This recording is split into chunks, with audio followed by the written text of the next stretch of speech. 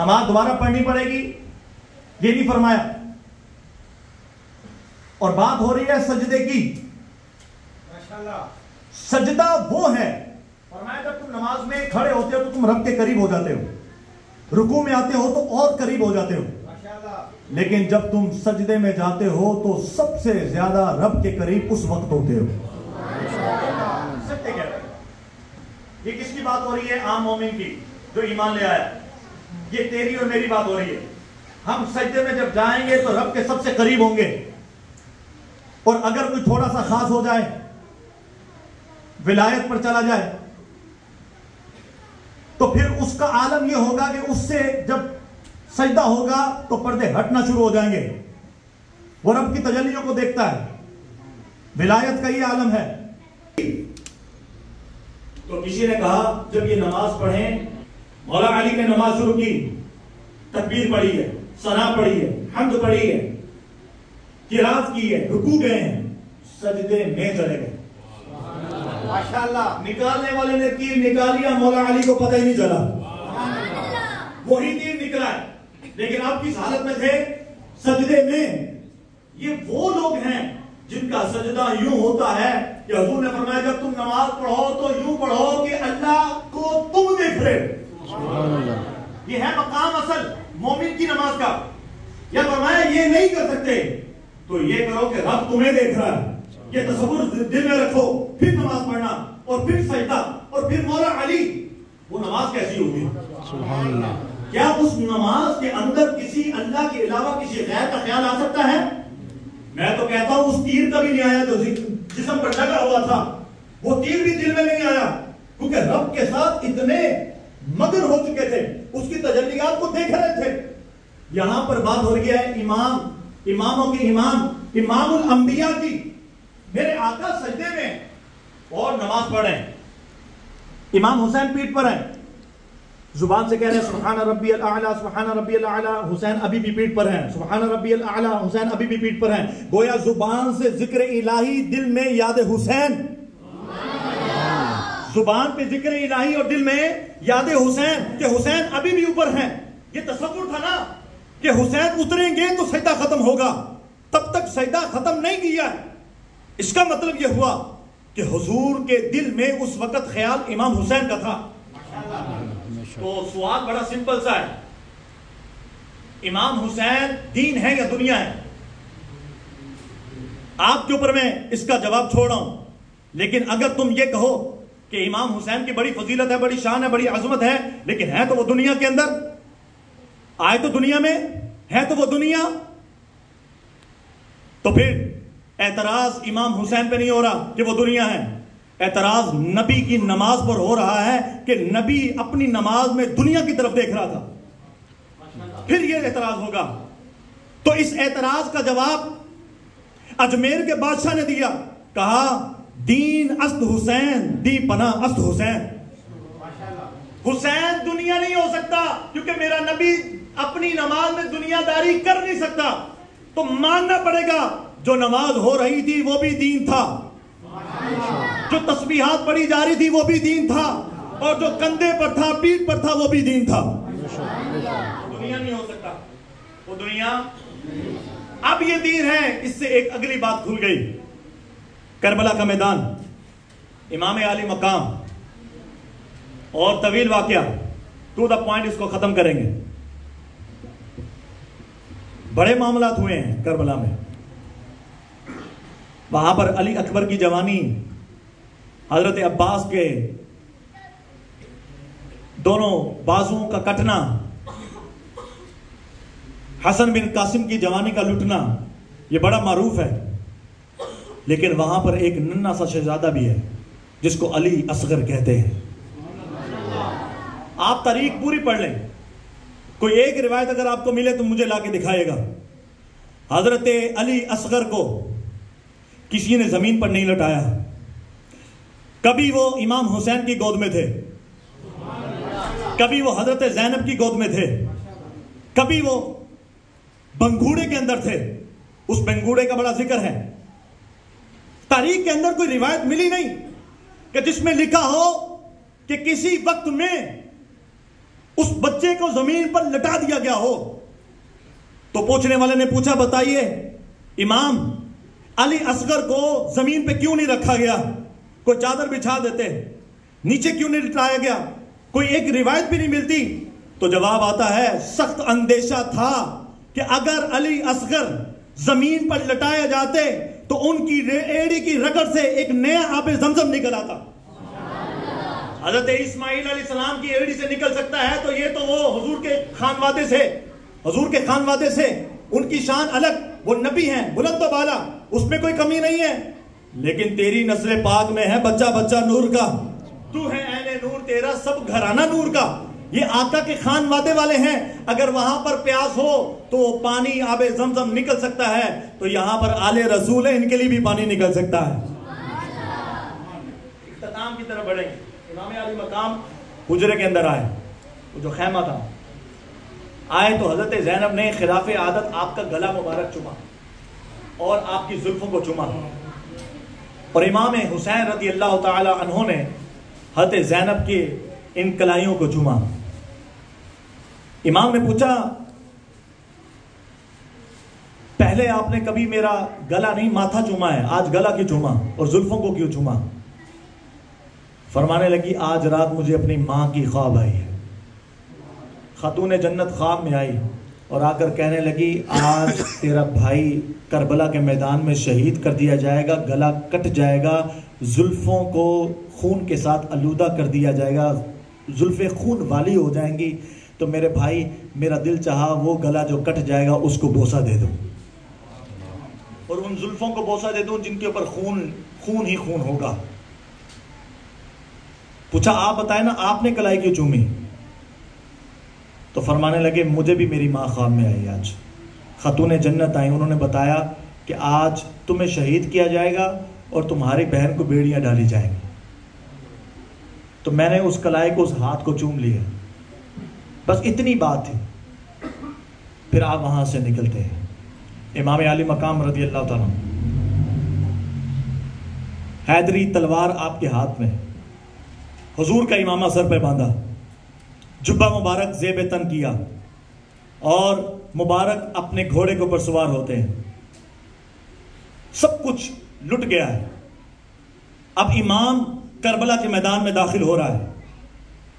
جب آپ وہاں سے نکلے تو پھر نکلنے کا انداز الگ. یوں لگ رہا تھا کہ آپ جب تلوار کو ہلاتے تھے, چمکاتے تھے, یوں اس کے اندر چمک پیدا ہو گئی جیسے آسمان کے تمام ستاروں کی چمک اسی تلوار میں آ گئی ہو. آپ کی تلوار یوں چمک رہی تھی جیسے کوہ طور کی تجلی یہاں پر آگے پڑ گئی ہو, اور یوں نکلے ہیں آپ, یوں امامہ پہنا اور یوں چہرہ چمک رہا تھا کہ گویا یوں لگتا تھا حضور مدینے میں نہیں ہے کربلا میں آ گئے ہوں.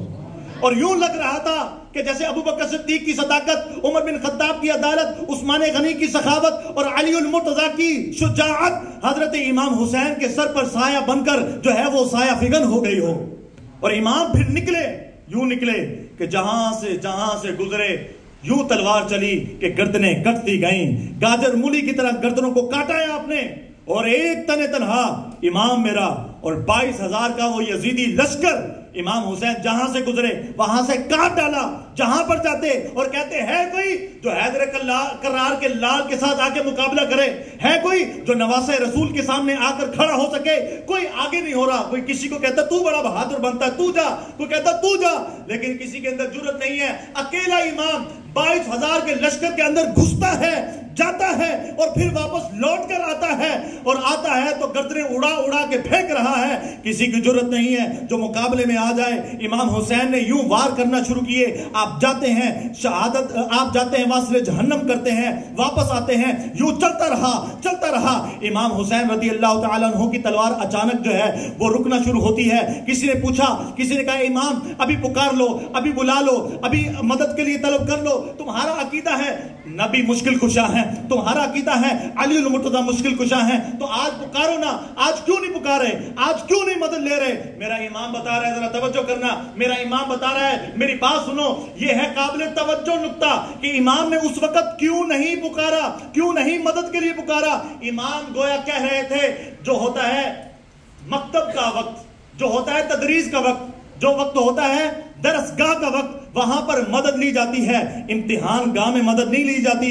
امتحان گاہ میں اگر جا کے کوئی مدد لے اس کو چیٹنگ بولتے ہیں اور برا فعل ہوتا ہے۔ امتحان گاہ میں جا کر تم مدد لے رہا ہے، کسی سے پوچھ رہا ہے، کسی کو پکار رہا ہے، تو امتحان گاہ کے اندر مدد لینا یہ کوئی اچھی علامت نہیں ہے۔ امام نے بتایا ہاں میں نے مدد لی ہے، ہاں میں نے مدد لی ہے، میں نے مدد لی ہے امام الانبیاء سے بچپن کے اندر، میں نے مدد لی ہے اپنی ماں کی گود کے اندر رہ کر، میں نے مدد لی ہے اس پرورش سے جو علی المرتضیٰ نے میری کی ہے، میں نے مدد لی ہے ان اصحاب کے جھرمٹ سے جو مجھ سے محبت کرتے تھے، میرے ساتھ الفت کرتے تھے، انہوں نے مجھے شجاعت کا بھی بتایا، انہوں نے مجھے کرامت کا بھی بتایا، میں سب کچھ سیکھ چکا ہوں۔ آج درس گاہ نہیں ہے، آج امتحان گاہ ہے، اس لیے میں نہیں پکار رہا، کیونکہ ان کو پتا ہے ان کا لال کہاں پر ہے، ان کو پتا ہے کہ میں کس حالت کے اندر ہوں۔ میرے نبی بھی جانتے ہیں، میرے بابا بھی جانتے ہیں، میری ماں کو بھی علم ہے، ہاں میری ماں اور میرے بابا کو نہیں، فرشتوں کو بھی علم ہے، رب کو بھی علم ہے، سب کو پتا ہے۔ آج کربلا سجی ہوئی ہے، امام وہاں پر تنہا کھڑا ہے۔ ارے دیکھو دیکھو امام کی تلوار رک گئی ہے۔ امام کی تلوار کیوں رک گئی؟ دیکھو تلوار رک گئی، وہ تلوار جس کو جو ہے ان کا بچپن، وہ تلوار جس کو جو ہے علی اصغر کا وہ بچپنا جو شہادت والا تھا وہ نہ روک سکا، وہ تلوار جو نہ رکی حضرت علی اکبر کی شہادت پر، وہ تلوار جو حضرت قاسم کی شہادت پر نہ رکی، وہ تلوار جو حضرت عباس کی شہادت پر نہ رکی، وہ تلوار جو حضرت حر کی شہادت پر نہ رکی، یہ تلوار اچانک رک جاتی ہے۔ تلوار رک گئی، امام نیچے آ گئے، آئے کہا یزیدیو ٹھہر جاؤ ٹھہر جاؤ، مجھے تیمم کرنا ہے۔ تیمم کیا اور پھر کہا رک جاؤ مجھے نماز پڑھنی ہے، نماز کا وقت ہو گیا ہے۔ امام نے اللہ اکبر کی صدا لگائی، آپ نے رکوع کیا، آپ سجدے میں گئے۔ سجدے میں جب گئے تو یزیدیوں نے آپس میں بات کی کہ دیکھو دیکھو اگر یہ پھر شاہکار، یہ پھر شہزادہ کھڑا ہو گیا تو تاریخ لکھ دی جائے گی۔ 22,000 کا لشکر تھا، ایک خانوادہ رسول کا شہزادہ تھا، 22,000 کو کاٹ کے چلا گیا۔ یہی وقت ہے، ابھی وقت ہے، کوئی لعین آتا ہے اور آ کر وار کرتا ہے، امام کی گردن کو تن سے جدا کر دیتا ہے۔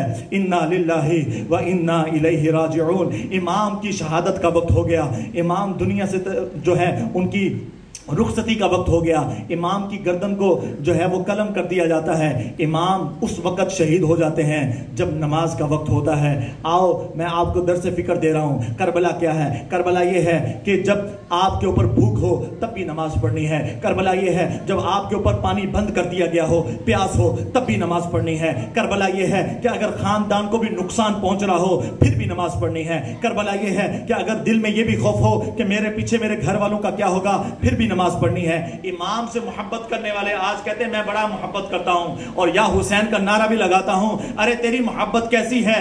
تو پانی پی کر بھی نماز نہیں پڑھتا، امام حسین پیاسے نماز پڑھ رہے تھے۔ تو کھانا کھا کر بھی نماز نہیں پڑھتا، وہ بھوکے نماز پڑھ رہے تھے۔ وہ جسم کے ہر عضو کے اوپر تیر لگوا کر بھی نماز پڑھ رہے تھے۔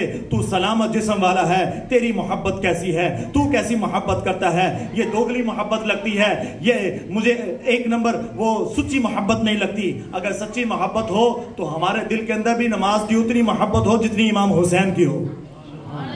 آپ کو سمجھ رہے ہیں میری بات کو جو میں آپ کی خدمت میں پیش کرنا چاہ رہا ہوں؟ امام حسین نے یہ نماز پڑھ کے بتایا کہ کربلا کیا ہے۔ لوگوں نماز نہیں چھوڑنی ہے، لوگوں نماز اپنی برباد نہیں کرنی ہے، نماز کو نہیں چھوڑنا ہے۔ آج اگر کسی کو نماز کے لیے کہا جائے تو کہتے ہیں چلیں آئیں گے، کسی کے کپڑے ناپاک ہیں، کسی کے جناب جوتے ناپاک ہیں، کسی کا کوئی معاملہ ہے، گھر کا مسئلہ ہے، کسی کے کاروبار کا مسئلہ ہے، کسی کی دکان کو بند کرنے کا مسئلہ ہے۔ ارے یہ سارے مسئلے کہاں گئے جب امام حسین کو جو تم پڑھتے ہو، جب امام حسین کا تم نام لیتے ہو، اس سے آگے کیا ہو سکتا ہے؟ ہمیں تو واقعی اس دین کی قدر نہیں ہے، ہم جتنا بھی بات کریں وہ کم ہے، ہمیں قدر واقعی نہیں ہے۔ ہمیں قدر اس لیے نہیں ہے جب پیدا ہوئے تو کسی نے اذان کہہ دی ہمارے کانوں کے اندر، جب ہم تھوڑے بڑے ہوئے تو ہماری ماں نے ہمیں سکھا دیا لا الہ الا اللہ محمد رسول اللہ۔ ہمیں قدر نہیں ہے۔ آپ ان سے پوچھیں جو قدر والے ہیں، جنہوں نے جانیں اپنی لٹائی ہیں۔ امام حسین کیوں کھڑے ہوئے ہیں؟ اس لیے کھڑے ہوئے کہ قیامت تک مثال بن جائے کہ باطل کے سامنے ڈٹ کے کھڑے ہونا ہے۔ یہ اس لیے کھڑے ہوئے تاکہ دین محمدی کے اندر روایت برقرار رہے جو میرے نانا کی ہے۔ حق کے لیے کھڑے ہونا ہے، باطل کے ساتھ کھڑے نہیں ہونا ہے۔ دین کا معاملہ آئے گا تو پھر کھڑے ہونا ہے۔ آج ایک ہم بھی ہیں جن سے دین جو ہے ان کا خون نہیں مانگتا، آج دین ہم سے ہماری جان نہیں مانگتا، دین آپ سے صرف آپ کا وقت مانگتا ہے۔ اور کبھی ایسا بھی ہوتا ہے جو اللہ نے دیا اس میں سے مال بھی مانگا جاتا ہے. ہمارے لوگ کہتے ہیں جناب کہاں سے دیں, بڑی غربت ہے اور بڑی نچاکی ہے, اپنے بڑے مسائل ہیں. ہم امام حسین کے ماننے والے لوگ کیسے ہیں یہ سوچنا پڑے گا. یہ آج کا لمحہ فکری ہے. اور جو میں نے آیت شروع کی تھی اس کو میں ختم کر دوں. امام حسین اصل میں تفسیر قرآن بنے. قرآن پڑھنا آسان ہے, تفسیر بننا بڑا مشکل ہے. امام حسین کی تفسیر کیا ہے؟ یا ایھا الذین آمنوا استعینوا بالصبر والصلاۃ. کیا ہے آیت؟ اے ایمان والو مدد چاہو صبر اور صلاۃ کے ساتھ, نماز سے. امام حسین نے بتایا, آپ نے فرمایا لوگوں آیت کی ابتدا دیکھو کہاں سے ہو رہی ہے. اے امام آیت کی ابتدا تو صبر سے ہو رہی ہے. امام پھر پکار اٹھے, کہا دیکھو میری زندگی کو پڑھنا, تمہیں سمجھ آئے گی کہ صبر کا مفہوم کیا ہے, تمہیں پتہ چلے گا صبر کہتے کس کو ہیں. میں نے صبر کیا ہے. جب میں پیدا ہوا تو میری ماں اور میرے باپ کو پتا تھا, امام الانبیاء کو پتا تھا. میرا بچپن تھا, میں نے صبر کیا ہے. میری جوانی آئی تو میری ماں مجھ سے جدا ہوگی, میں نے صبر کیا. میرے بابا مجھ سے جدا ہوئے, میں نے صبر کیا. مدینے سے میں نکلا, میں نے صبر کیا. میں مکے سے کوفہ کی طرف آیا, میں نے صبر کیا. میں کربلا میں پہنچا, میں نے صبر کیا.